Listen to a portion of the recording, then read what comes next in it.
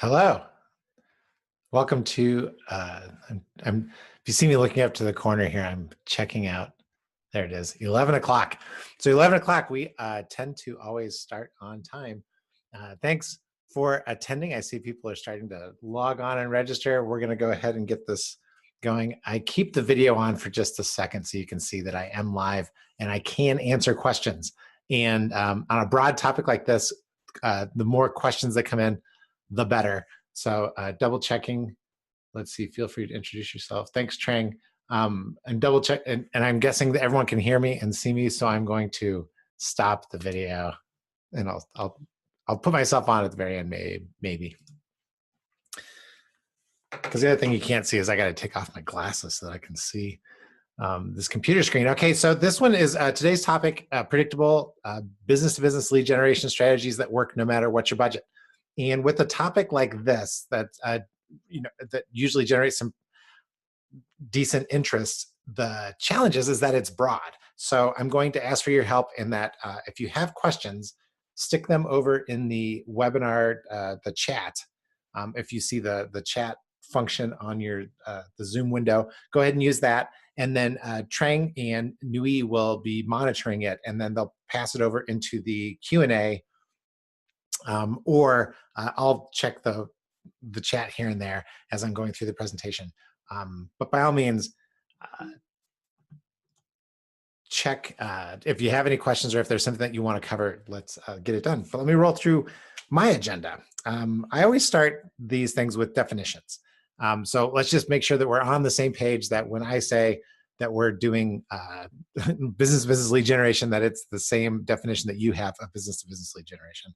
We're going to run through, we use a little MQL, a marketing qualified lead and sales qualified lead grid. So I'm going to go a little deeper into that because I've thrown it up in other webinars and shared it with people here and there, but there is a way to work through it. And we'll kind of do a high level overview of how to work that grid. We'll talk about if the goal is to build a predictable lead generation machine that gives us leads that we can count on month in, month out, and that we can actually predict what's going to happen into the future as far as our new opportunities that are coming in. We'll work from the future back to today. And then I'll cover a Q&A as well as what some very first steps are based on the presentation I just gave. So before we get started, if you have any questions or if there's anything you're hoping to get out of today, go ahead and throw it into the chat, because I'm going to move to the next thing, which is I'm going to do a quick poll. So for the early attendees always get to vote on these polls. Later people, they only get to hear the mystery. And the people, if you're watching this as a recording in the future, you don't get to participate. But if there's any questions, feel free to ask any questions. They are in there. Let me run through this quick survey. So I'm going to launch a poll. Launch poll. Okay, there's 3 questions that are in this poll. And they are, who's responsible for your lead generation efforts, your company's lead generation efforts, if you could answer that question. And then on a scale of 1 to 10, with 1 being horrible, 10 being we're the best, how would you rank how would you score your company's lead generation efforts? And then the last question is, if I asked you to predict the number of good leads you'll have next month, how accurate would you be? Within 10%, 25, 50%. So if you see that poll, can anybody see it? Because we're not, or if you see it, at least somebody, I should allow the panelists to vote at least. So I see you out there. I see you out there. And if you look, there we go. So there's a couple, no one's really responsible for lead generation efforts. I'm responsible for my own, right? We see that quite a bit. It'd be a guess as to the way it goes. I'm going to let this run for just a couple more seconds as the votes come in, and then I'll share the results with you. And this just gives me a gauge as to matching the content that I'm about to go through with you guys that are out there. All right, give you a few more seconds. 3, 2, 1. Let me go ahead and end this and then share the results. Okay, so sharing the poll results, you're responsible for your own lead generation efforts. It sounds like for the most of you, or the sales team is, as opposed to the marketing team. So this this will be interesting, but I think you'll find that it doesn't. We don't get too much into individual prospecting efforts, but we can talk about that in the Q&A. And then, yeah, as far as people saying, like, do we know whether or not, are we able to predict the leads? The goal is always to be within that, like within that 25%, which a couple of you are, or within 10%, where we can look forward and say, we expect 100 to come in. And if it's 90 or if it's 110, we're going to be right there. So let me stop that piece, and then we'll jump into the next question. All right, let's start, as we always start, with defining terms. The wise people have said that they'd spend most of their time trying to define terms rather than working on the problem. So if we are trying to define the terms, lead gen to us, so to us, GoLeads, it's the process of finding new sales opportunities. And for us, whether that comes from new customers, new prospects, old prospects, that is less important than being able to have a new opportunity presented in front of us. So when we say lead generation, that's what we're talking about, just so that we're on the same page. Another piece you'll see me refer to here and there, and I've asked for more clarification on this. I've been asked for more clarification on this. It's the rule of 30. We say the rule of 30, and we use it a lot internally. It's that studies show that it takes 10 impressions, 10 touches before a message gets through. So that's a single message being presented 10 times.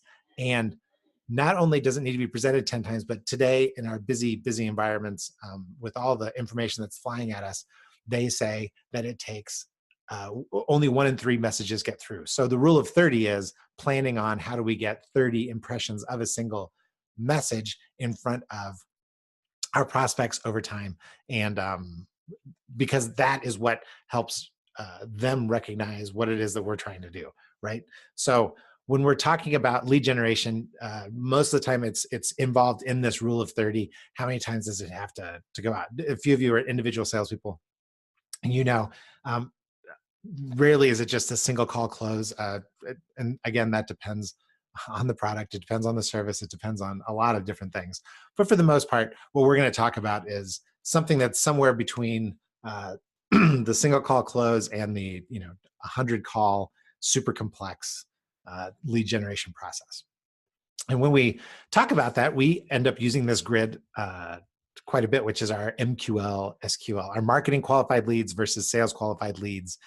It's taking that idea of leads that we just threw out in the top part, and recognizing that there is a handoff somewhere in between there, between what a marketing, if marketing is one to many and sales is one to one, the one to many advertising marketing efforts that go out there, there's a difference when it gets handed off over to the sales one-to-one conversations that go on that actually move people towards a decision. So on the left, we have, is the prospect aware of the solution, yes or no? And we'll talk a little bit more about this in the coming slides. And then working across the top is the solution valuable to the prospect? And that's via the prospect. Not do we think it's valuable to the prospect, but where does the prospect recognize that it is valuable to them? And is it, oh, this is interesting, minor? This is significant? This is something that I could be interested in, significant? Or is it game changing? I can't live without this. I really need it. The sample that I threw up here is, if somebody is really not, if we gave them the solution and they've never heard of our company before, they're kind of in that lower left. They're not aware of the solution that we provide, and and even if they were aware, they're not all that excited about it. We consider that, in this case, we use it. We say, oh, that would be a marketing qualified lead, which is there's somebody who are on our list, but they aren't somebody who are close to purchasing. On the upper right-hand side, just to contrast that, is the prospect is aware of us and our solution. And not only that, they view the solution as being important to their business, right? It's going to produce results. It's going to fix a problem that they are actively interested in. that is more of, that's what, when salespeople think of leads, that's what they want in general, is something where I can go out and have this good conversation with these people, but they're primed. It's going to be close to a sale. Where it gets, the fuzzy parts are all the in betweens. And so when we think about a sales cycle, if this is McKinsey's sales cycle that they use between, identifying and researching and considering, evaluate, right? That's almost like a buying, sales, buying, a presentation and purchasing cycle that includes both the sales team, the salesperson, and the customer. Where this fits in is, for instance, more, that sales qualified lead is right in that very beginning of the process, just so that we're on the same page. Whereas these marketing qualified leads are actually not even on this grid. If we spend a lot of time inside the sales process, and how do we get them to consider and evaluate and build a formal proposal, etc., these marketing qualified leads they're out of the circle entirely. So when we're talking about generating leads, we're talking about those two spaces in that lead generation. So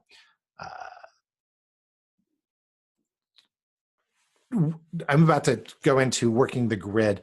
So using this grid, this is how it works inside of a company. So, and this is where I thought that we needed to get a little deeper into this. When I threw it up in the last webinar that we did, a couple of people were like, I don't get that thing at all. So this is how it works inside of your own company. This is a sample grid that's just thrown up, and I did my own definition of MQL and SQL in here. But what I'm talking about is the way to build predictable leads inside of your company is to get good at defining these lines that are in between. So the marketing qualified lead, sales qualified lead concept is important, just because it gives us an outline where we can have a good internal discussion about what the differences are between these things. But the power is really in defining if what is, yes, it is a marketing qualified lead, or I'm sorry, yes, the prospect is aware of us and our solution, versus no. Like, what does that mean? What does it mean? What's the difference between minor and significant? What's the difference between significant and game changing? Putting definitions on those internally helps the most. It's really the most important part when we look at generating predictable leads.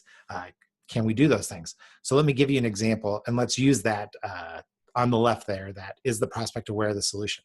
So for example, if I say, we say internally, we talk about aware, like when is the prospect aware? And what moves them from no to yes is a question that we would ask. Is it when they've had, for instance, 3 touches? So I talked to some marketing teams and they said, when we've gotten, so using that rule of 30 again, if we've gotten, 10, 12 attempts to get in front of this person by literature or emails, or we've invited them places, or we've met them at trade shows, that's where, that number of touches is what moves them from no to yes. So what was that? How does that work inside of your company, right? Is it, it's 3 touches, it's 6 touches, they've attended a webinar, they've actually physically asked a question of the organization, more than just being aware of, they've heard of us. Where does it fit inside of your organization? And that's the most important part, right? It doesn't matter what Greg thinks, what I think, this is how you should do it.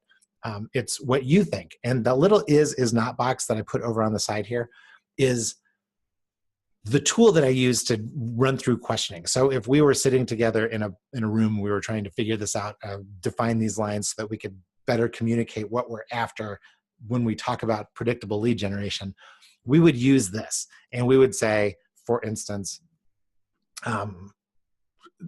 does it matter where they found out about us, right? So using that left-hand side, if you can see the is not, I wouldn't use this little annotation thing, but I'm afraid to start clicking around. So is it the is not, like where have they heard it? Is it when, like when are they moved from yes, they're aware to not, or versus not being aware of us? What is it that they do, right? That's kind of that question is that, yes, they are in the aware situation if they have asked a question of us, but if they have not, they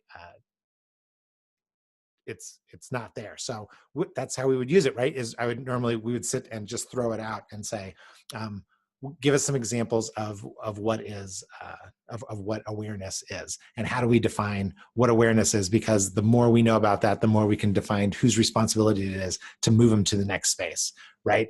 If we define awareness and then we have a minor perceived minor value from the prospect, whose job is it then to move it towards a sales qualified lead, the type of lead that we're actually going to be working on? And that would be, in this definition here, I use marketing qualified lead. I say it's marketing's job. It's marketing's job to move them up and start to teach them. Yes, we know they know about us, but now we need to start to teach them that that it really would have a significant impact on their business and not a minor impact. Whatever it would give them more or less of, and it's something that they would work. Does that make sense? I hope that makes sense, because it's really that piece of this defining of terms, right? Plato said the beginning of wisdom is the definition of terms, right? So it goes way back.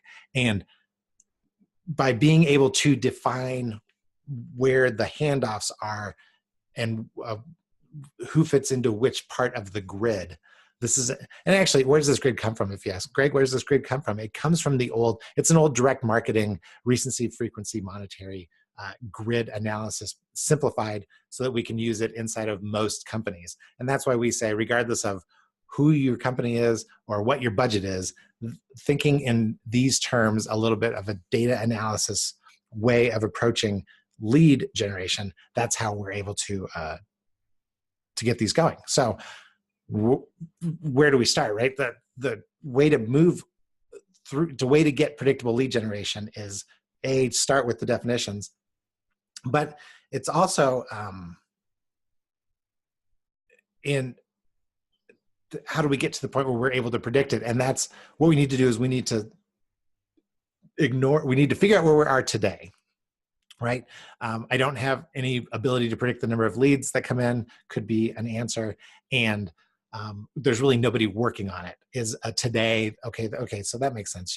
That's where you're at today, but it's where would you like to be in the future? And what we try to do here is try to elevate that into, regardless of where you're at today, say 5 years in the future, far enough out that it's that we don't get bogged down in today.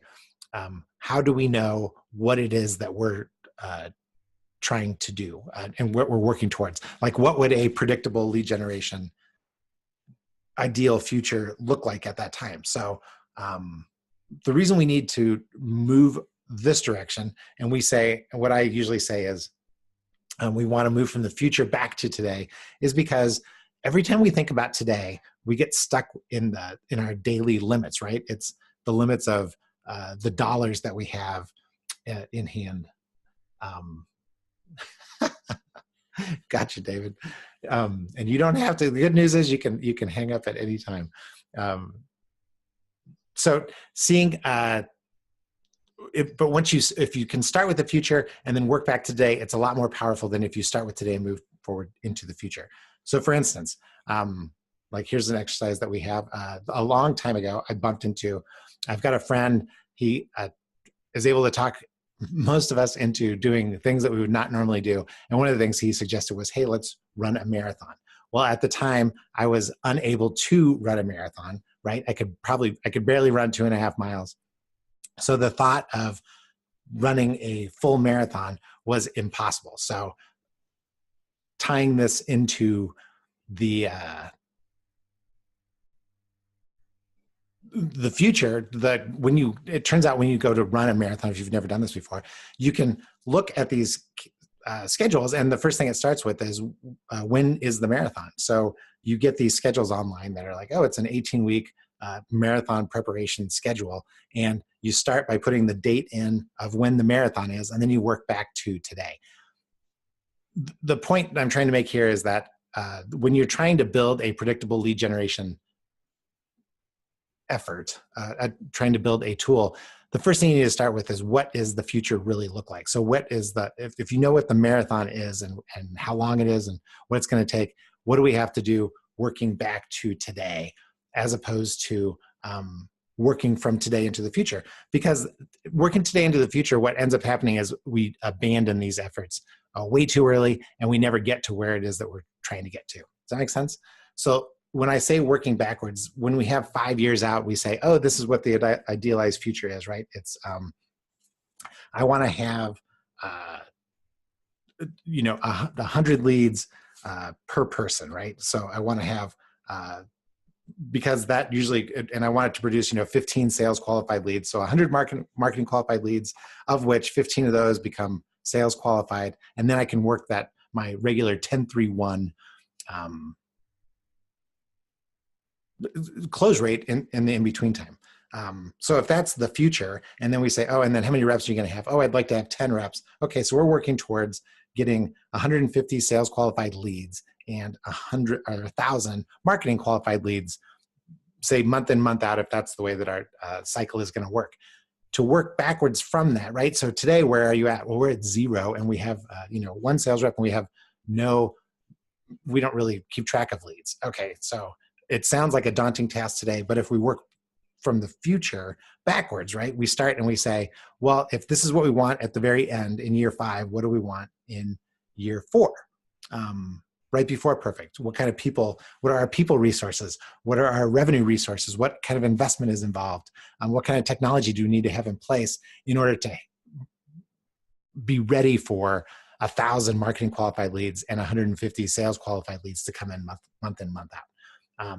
So if that's year 4, what is year 3? And then what is year 2, right? All the way back to today, we can start with what it is that we need to do starting right now. So the way that this works when we read it is we say the number 1 up in the corner is you really need to define idealized future as clearly as you can. This is what we're working towards.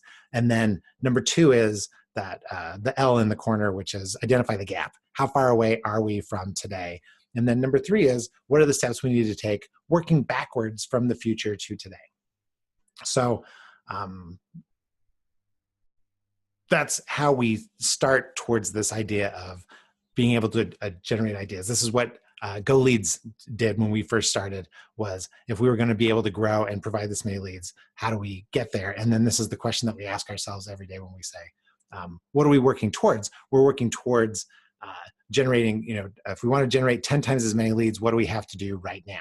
So if you're wondering, if you thought, I never noticed that you guys did any webinars before, well, that's part of what we're doing going forward, is we needed to educate our audience better so that we could be able to offer them some of these other services that we're able to offer, as a for instance. And it doesn't start with just launching into, hey, buy this new service from us. It really does help us. The way we're going to get there is we got to help you guys understand what it is that we're trying to do. And so when you're wondering, like, okay, so where does that come from? Where does this idealized future piece come from? It always comes back to the customer. We can use that framework, but what we need to do is we need to get the what from the who, right? So if we know that we want to produce 1,000 leads, and we have an idea of what we would consider a lead, the one piece that's missing from this is a lot of times it's happening inside of the building. So how do we get out of the building? Well, the way we get out to the building is we got to go talk to the customers. And we got to get some evidence. We need to figure out where it is that if our people are going to consider, if we think that this is a perfect solution for our products or for our prospects, we have customers that are doing things with us right now. How do we find more of them? It usually starts with that customer, right? So in-person surveys are the most powerful way to get information. And it's by asking them about their decision process before they started working with you, right? Back when they were prospects. So we surveyed them in person, and this is what we did. And you may have been on the receiving end of some of these calls that we did about 18 months ago. We survey in person, then we survey on the phone, and then we do online surveys, which is the easiest one to do, but also probably the least powerful. Surveying face-to-face in person is the most powerful way to get the information we need to build a predictable lead generation machine. We find third-party information. There's tons of it out there that may or may not apply to our company exactly, kind of like that grid, but it gives us a place where we can at least check our information before we start moving forward. So we can check our assumptions on there. And like I said, it's going slow to go fast. So the reason this whole process works is because when we go backwards, oops, here, when we're starting at the future and then working back to today, it gives us a chance. We go a little bit slower at the beginning, but then we're able to speed up results at the end. So that's what we do. And then and talking to customers, we always start with customers and then we move to prospects. Because once we know more about what the customer is doing, then we can apply that same, we can find prospects that look like these customers, but we go out with the same thing with nothing to sell. We're not trying to find out anything from them except for how is it that you perceive what it is that we have going on inside this. So if that makes sense. The way to build a predictable lead generation machine is to start on paper, but then realize after we have it built, all the answers are outside of the office. Then we need to go out and we need to talk to customers.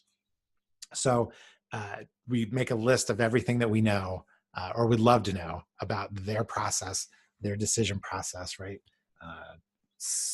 Questions like, a big list of things that we'd love to know, but we'd love to know like what it is that they want, what would a prospect want, how would they know they need it, how big is their problem, how would they measure it, what is their ROI, should something like that be implemented, what constraints are out there. But all these questions come from a place of we're not prescribing anything to them, we're not trying to sell them anything, we're just trying to figure out how we would go about generating them as a lead. You can always reapproach people, but you got to get the how from the who is the way we say it around here.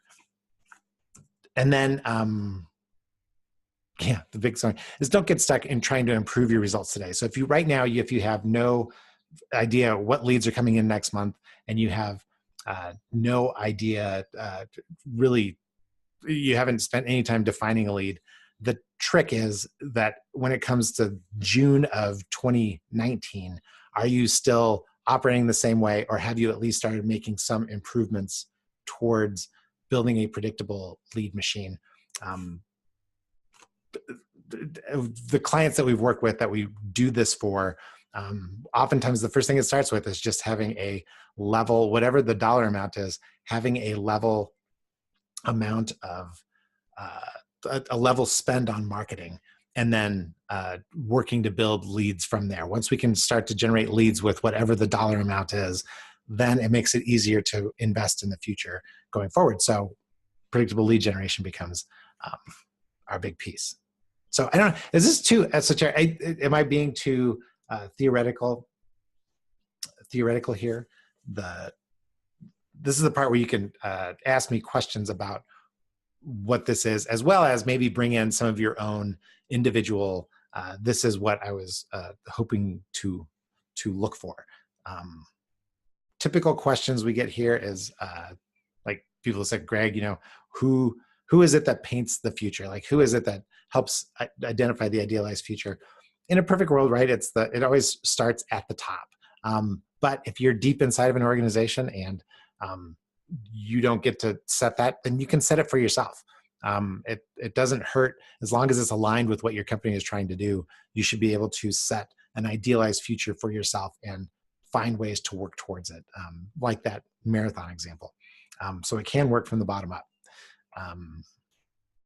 Other questions I've been asked is, hey, Greg, we're a startup. So what do we do there? We have 0 customers. We have 0 evidence. And I would say then this process of talking to prospects or talking to customers is probably the most important part. And if I would spend any time doing anything, my daughter is working on a startup, and that's what she needs to do, right? Is she needs to go out, and I'm like, you just need to get in front of the people who you think are your target market and ask them a lot of questions. You're a long way away from being able to build a predictable lead generation machine, but the way it starts is you really got to get to know the customer better. So what about this question? I need revenue today. Because I've got quota, I've got revenue and quota hanging over me. So what you're talking about really doesn't help me today. And Oh, all I can do on that is to say there is this, I'm going to try to draw this. The S curve of growth is what it's called. But if this is the S curve of growth, can't create curve. It every time that you implement change happens at this level. And it feels like nothing is happening. And then what we always see happen is it's a jump in activity to the next plateau. And there is always a plateau because this is where the next bunch of change happens. So if you're here today and you need to be here tomorrow, it's not going to be a straight line. It's going to take time. And so that's why we need to work on defining what it is that this future is so that we can take steps along the way. And how will we know it's working? That's where you look for leading indicators along the way. What are some of these leading indicators that tell us we're at least on the right track? And then the revenue piece usually follows and jumps way up here. So if you're a salesperson, you'd love to be in an organization right about there where they've already figured everything out before the next jump, but then before the market, before they make the next group of changes right here. So that's my advice if you are looking for that. If you're confused on defining MQL and SQL, the marketing qualified leads and sales qualified leads for your organization, just set up a time. We'll walk through it. I can walk you through some of the exercises. It's a consulting service that we offer, but I will do it for you because you've been sitting through this thing. And who does this? There's a question like, well, who are you working with that's actually doing this? We do have a great example of this S curve is a lawyer that we were working with. And the first thing we needed to do here was his marketing spend was up and down. So once we leveled it out, even though it was at this level, where he was always like, oh, I spend $3,000 every month on leads, we needed to bring it down to $750 that he could do month in, month out. So even when he bumped into his worst case scenario month where it was just all expenses that were going out, he could still afford to do this. And we were after this piece where we had a certain kind of leads we were trying to generate.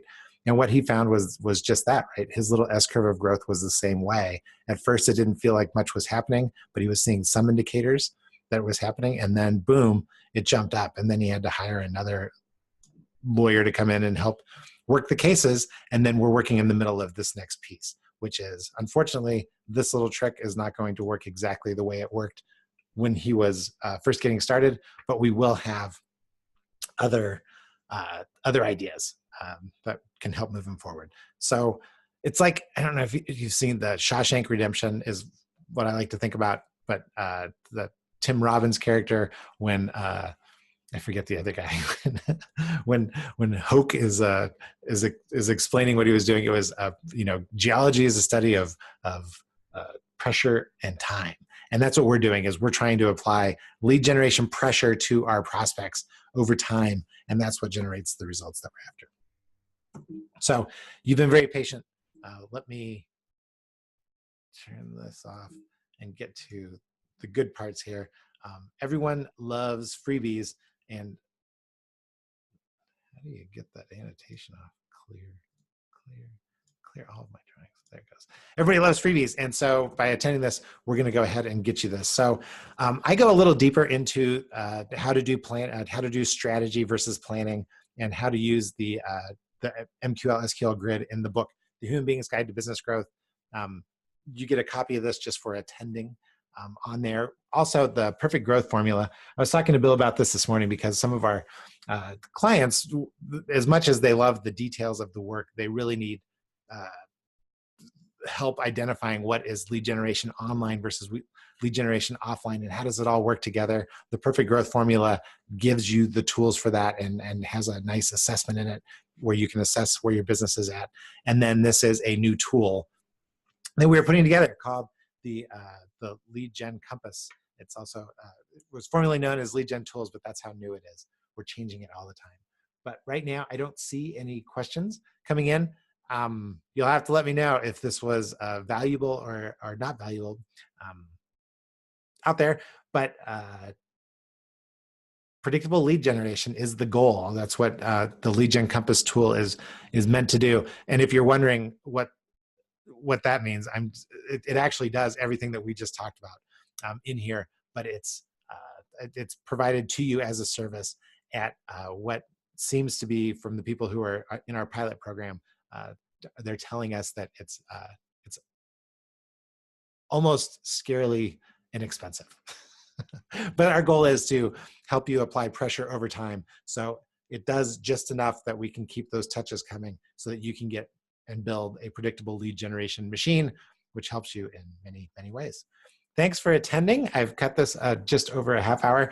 And if we have nothing else, if you have any questions, email me, gchambers@goleadsconsulting.com. I'll send you a copy of the slides, all the registrants, and a link to all these materials, and look for that early next week. Thanks for your time, and I will talk to you later.